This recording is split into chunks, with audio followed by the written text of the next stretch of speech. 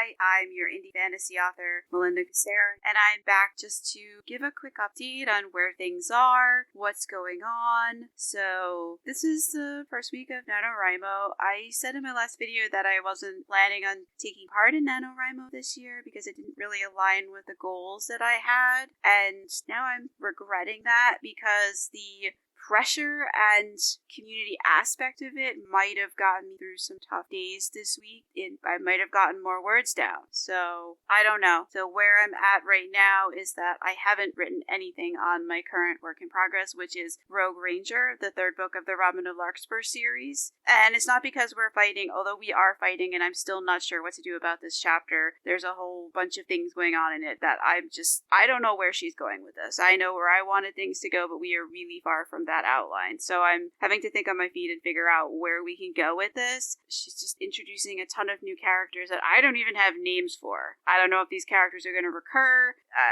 I'm just along for the ride at this point, and I really want to get back to Sarn's point of view. And I feel really bad about this because the book is supposed to be about Robin, but I just enjoy writing about Sarn so much more. He's such a fun character and such an easier character to write about. So that's my guilty confession of the week. And as to why I haven't been writing, I have a day job. I've mentioned this before. I commute to the office 2 days a week because they require that. So on those 2 days, I end up falling asleep on my keyboard or on my phone, and I have no idea if I actually got any words down other than the gibberish that my face created when it struck keyboard. I don't really go by word count because I don't have a specific word count that a book needs to hit. This book has already hit the minimum that I try to always hit, so anything over this is like, let's just complete the mission and let's move on to the next book. So I don't have a set word count goal for this book. We've already exceeded the minimum that I wanted to hit. And that's all I shoot for when I write books. I decide on a minimum number of words that we need to hit to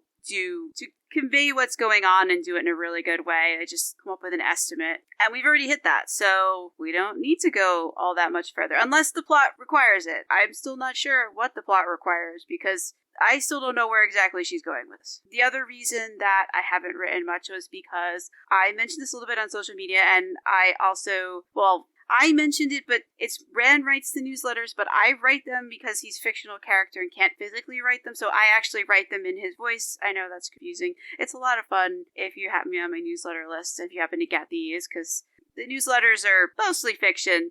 There is a generous helping of autobiographical details of actual reality woven through it, but a lot of it is just the characters goofing off and, mostly Rand goofing off and having a good time, complaining about not getting enough page time, and I write a lot of fun little short pieces in there involving the characters, often in our world, causing me no end of chaos. It's a really fun thing, and I started the newsletter a couple of years ago, and people who get it seem to really enjoy it. I enjoy writing it. I often don't know what Rand's going to be doing in the newsletter until I've actually written it. So every week is a new adventure for me too, not just for the wonderful people who subscribe to it and look forward to it and open it each week. And in this week, we had two this week. The first newsletter was the normal one that goes out every Monday, and then I sent another newsletter on Thursday, and in that one I discussed what I'm gonna stop beating around the book and talk to you about, maybe. Okay, alright, no more beating around the bush. So on Tuesday, let me back up. So on Monday, I went to the office, drove home, there was traffic, it sucked. I live in New York State. I'm in the New York New York City metro area, so traffic can get sort of ugly. I'm also commuting in the same direction as most of the traffic. I'm headed south in the morning, I'm headed north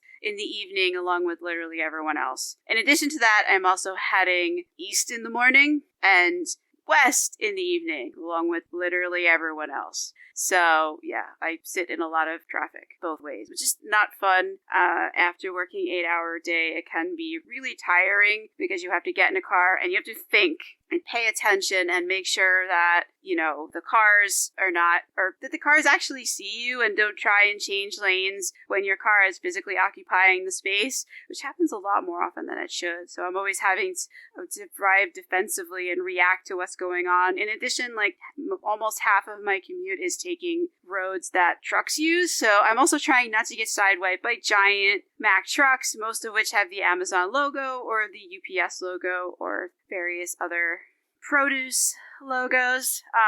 So yeah, that was Monday, and I got home and I was all fired up I was going to narrate chapter 16 from Cursebreaker Enchanted, which I did actually do, but I didn't do it on Monday. I did it on Thursday. And I saw an email from Kindle Vella saying that they had finally taken down the chapters from Cursebreaker Revealed that I had published on there many, many months ago. And I requested it like 2 months or so ago that they remove this. And the reason that I requested removal, because I didn't have to. I was still able to publish Cursebreaker Revealed as an ebook and a print book and also an audiobook without having removed it from Kindle Vella, because that is okay in their terms of service. But what's not okay is I could not add Cursebreaker Revealed to the box set that I wanted to release.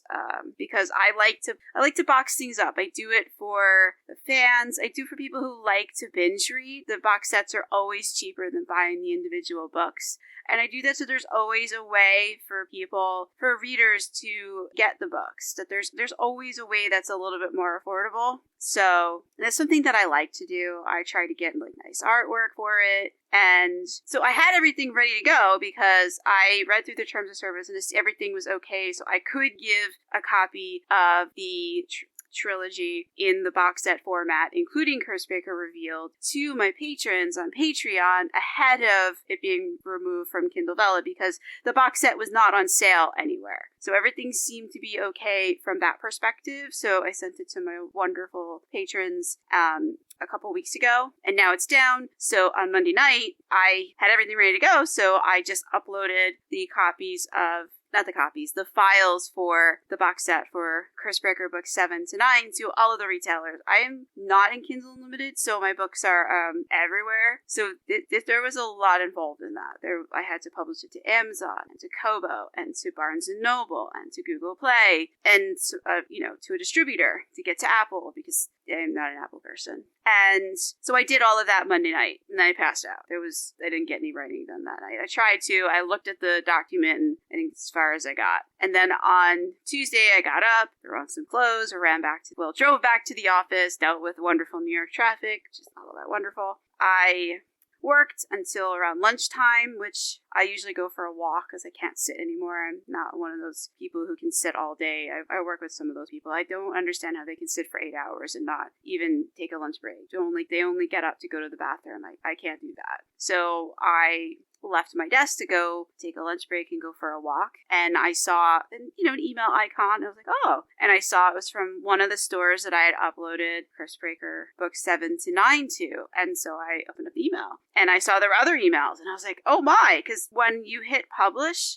on all of the storefronts, they all say the same thing. It'll publish within 72 hours. So you never know when it's going to actually publish. So I honestly wasn't expecting like 1 o'clock the next day to be the time that it had published, but I saw a few emails, so I started checking them, and then I went to the storefront just to make sure everything's okay, that the blurb is there, the cover showed up, the price is correct, and also to make sure on Amazon that it didn't add to Kindle Unlimited, because I had uploaded it to other storefronts. So I wanted to make sure that, because I didn't check the checkbox, I just wanted to make sure that it didn't check itself or that nothing happens and that it is there and not part of Kindle Unlimited, just for peace of mind. And so by taking those extra few minutes to do that, I was still in the building where I worked while on the other side of the block a violent crime happened. I didn't know at the time it was a drive-by, but I found out later. I walked past right after it happened. I saw the person on the ground. I saw people trying to help this person, and I saw the blood running down the sidewalk. That's something that'll probably stay with me for the rest of my life. I hope that he's okay. There wasn't anything I could do. He was surrounded by a lot of people trying to help. And as I was staring at all of this, the emergency services showed up. So I left to be out of the way because I had nothing to contribute. I didn't see what happened. I turned the corner after it happened. I didn't hear anything because I had my earbuds in and they're sort of in their noise canceling, and I was listening to a podcast. I love Star Talk I love that podcast. And so I was listening to Neil deGrasse Tyson, and Chuck Nice talks about physics, and I think they were doing a cosmic query. I'm not entirely sure because my brain just sort of screeched to a halt as I saw this, because it's not something I expect to see. I don't work in New York City. I did years ago. I don't now. And so it's not something that I expected to see in this part of Westchester County. And so that was very jarring. I was just in shock. I sent messages to my boss and other about what had happened. I ran into another coworker who had talked to one of the cops and found out what exactly had happened and told me that it was a drive-by. And we walked and talked for a bit, like just both of us just in shock. And I did finish my walk and I went back to the office, still in shock about this. It's not something you expect to happen when you go to work. And I told some of my coworkers, and well, they had already heard about it because the other person, their lunch ended before mine did, so they were already back and I guess they were spreading the word to anybody who would listen. Which I understand, like, when you're in shock, you want to tell people. It's not like Misery Loves Company or Shock Wants Company. It's more like you need to talk about it to process it yourself.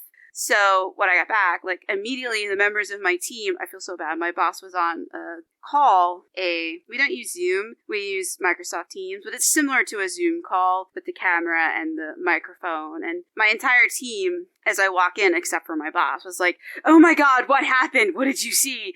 Like, just wanting all of the details. So I told them what I had seen and what I had heard, and they were all pretty shaken by this. And then another one of our coworkers found an article in a local paper a few hours later and sent the link around, and we got even more details that this was a crime in retaliation of another crime that happened somewhere else in the city that I work in. And so hopefully that's the end of that cycle of violence. So I went home Tuesday night, dealt with the traffic. Tuesday night was election day, but I had already voted, and I'm really glad that I did. New York State has something called early voting, which started on October 29th and ran till November 6th, And I went on October 29th because one of the polling places that I saw on the list was only like 4 miles away according to like Google. So I was like, I really don't have any reason not to go. I didn't have anything going on that Saturday. It was nice and sunny.